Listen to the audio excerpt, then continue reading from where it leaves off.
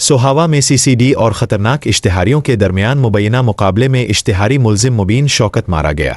ये पुलिस मुकाबला जेहलम की तहसील सोहावा में पेश आया, जहां काउंटर क्राइम डिपार्टमेंट और ख़तरनाक इश्तिहारी मुल्जिमान के दरमियान फायरिंग के नतीजे में संगीन जराइम में मुलव्वस मरकजी मुल्जिम मुबीन शौकत हलाक हो गया। तर्जुमान सीसीडी के मुताबिक मुखबिर की इत्तला पर टीम ने छापा मार कार्रवाई की तो मुल्जिमान ने पुलिस पार्टी पर फायरिंग शुरू कर दी। मुकाबले के दौरान मुबीन शौकत अपने ही साथियों की फायरिंग से शदीद जख्मी हो गया, जिसे फौरी तौर पर हिरासत में लेकर हस्पताल मुंतकिल किया गया, ताहम वो जख्मों की ताब ना लाते हुए दम तोड़ गया। तर्जुमान का कहना है कि हलाक होने वाला इश्तिहारी मुल्जिम मुबीन शौकत दहशतगर्दी, कत्ल, अग्गाम कत्ल, डकैती और जिनसी जराइम जैसे संगीन इल्जामात में रिकॉर्ड याफ्ता था।